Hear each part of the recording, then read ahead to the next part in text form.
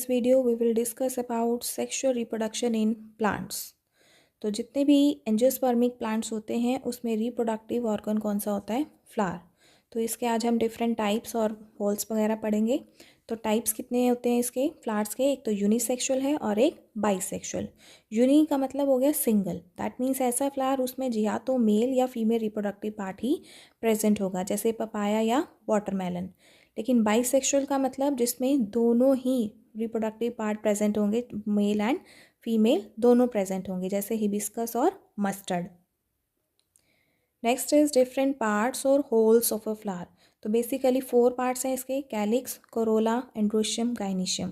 Calyx मतलब जो बहुत सारे फ्लोरल लीव्स यानी सेपल से मिलके बना होता है, ठीक है, प्रोटेक्टिव फंक्शन का होता है. कोरोला मतलब फॉर्म्ड ऑफ कलर्ड पेटल्स, जिसका मेन काम क्या होता है?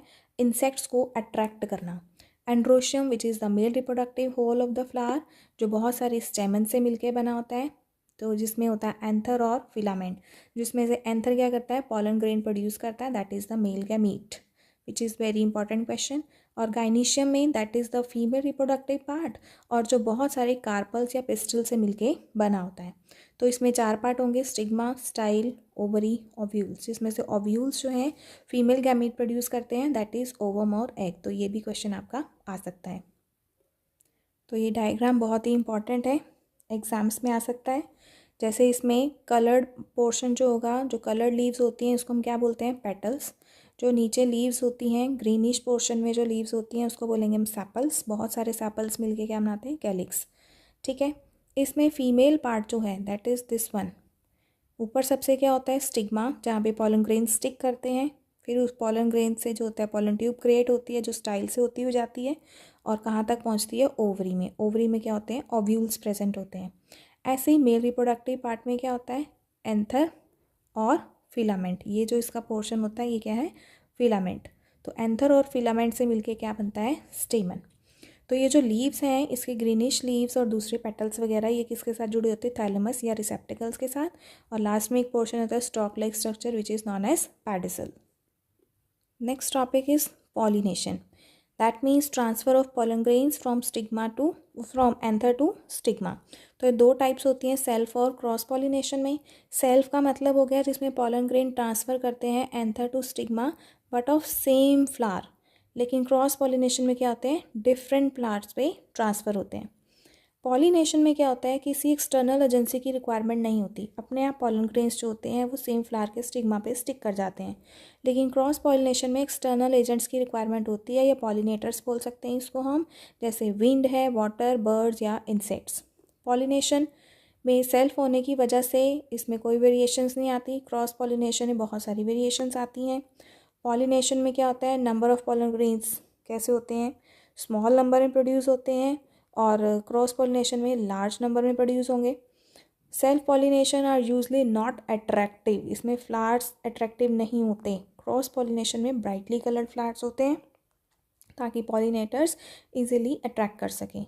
पॉलिनेशन में जो सेल्फ वाला है उसमें एंथर और स्टिग्मा सेम टाइम पे मैच्योर होते हैं, लेकिन क्रॉस में डिफरेंट टाइप पे मैच्योर होते हैं. Next important question is fertilisation in plants. Very very important. तो फर्टिलाइजेशन कैसी होती है? पॉलिनेशन के बाद पॉलन ग्रेन्स स्टिग्मा के ऊपर स्टिक करेंगे with the help of different agents. वो स्टिग्मा पे स्टिक कर जाते हैं.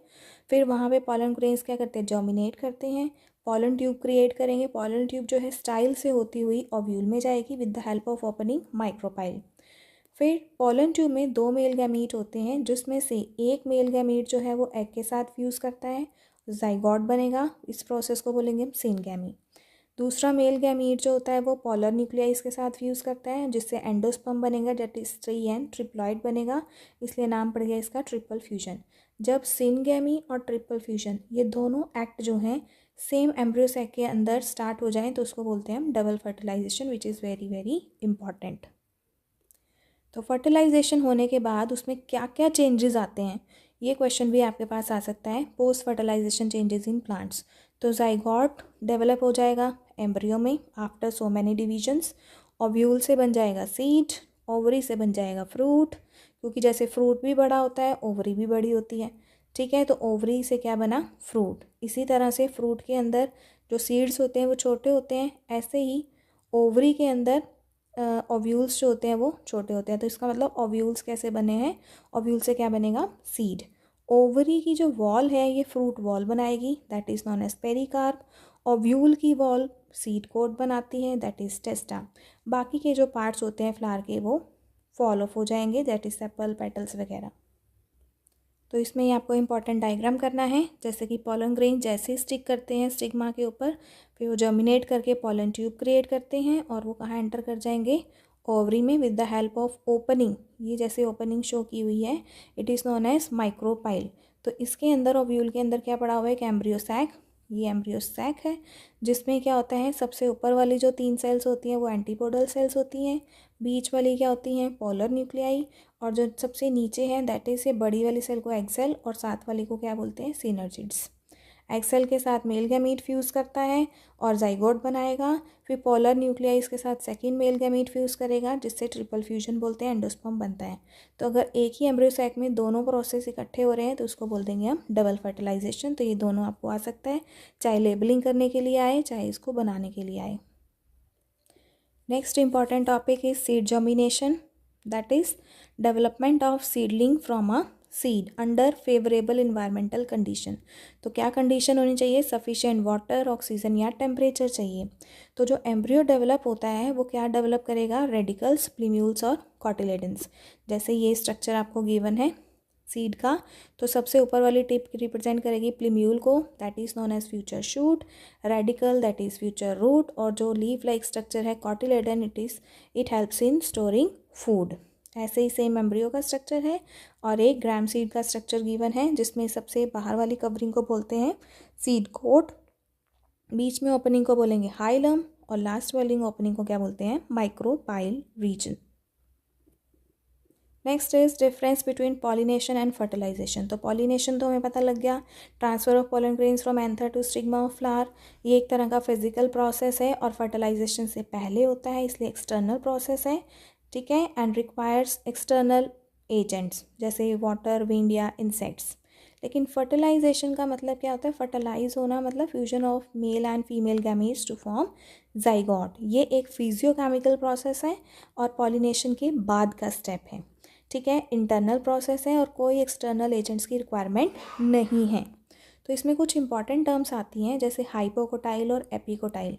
सपोज़ कि ये हमारे पास एम्ब्रियोनल एक्सिस है बीच में और ये कॉटिलेडन्स है, तो कॉटिलेडन और ऊपर प्लीम्यूल वाला जो रीजन होता है, बीच में आपके पास एक्सिस हो गया कॉटिलेडन और इसके एम्ब्रियोनल एक्सिस और प्लीम्यूल का जो रीजन है इसको हम क्या बोल देते हैं, एपिकोटाइल। इसी तरह से नीचे वाला जो पोर्शन बच गया इसको बोल देंगे हम एपिकोटाइल, ठीक है, sorry, epicotyl is the upper one and hypocotyl is the lower one, ठीक है। एग्स एल्ब्यूमिनस सीड्स में क्या आता है और एल्ब्यूमिनस सीड्स में डिफरेंस आ सकता है। एल्ब्यूमिनस सीड्स वो होती हैं जिसमें एंडोस्पर्म प्रेजेंट होता है, that means food is stored inside the endosperm, जैसे कैस्टर सीड्स में होता है। और एक्स एल्ब्यूमिनस सीड्स का मतलब क्या हो गया, जिसमें फूड स्टोर होगा, ठीक है, लेकिन कॉटिलेडन्स में प्रेजेंट होगा, स्पेशल स्ट्रक्चर्स में प्रेजेंट होता है which is known as kernel, for example in case of pea seeds. तो ये क्वेश्चंस आपके पास आ सकते हैं। तो इसमें जो एपिकोटाइल मैंने आपको बताया, एपी मीन्स ऊपर वाला रीजन, हाइपो मीन्स नीचे वाला जो रीजन आएगा, ठीक है, that is the part of embryo और seedling between the radicle and cotyledon, और एक आएगा प्लीम्यूल एंड कॉटिलेडन। तो प्लीम्यूल वाला हो गया एपिकोटाइल और रेडिकल वाले के साथ नीचे वाला पोर्शन हो गया हाइपोकोटाइल। तो यहाँ पर आपके फ्लावर से रिलेटेड सारे टॉपिक्स कवर हो जाते हैं, इंपॉर्टेंट पॉइंट सारे कवर अप हो जाते हैं। नेक्स्ट वीडियो में हम नेक्स्ट टॉपिक कवर अप करेंगे। तब तक के लिए do share, like and subscribe this channel.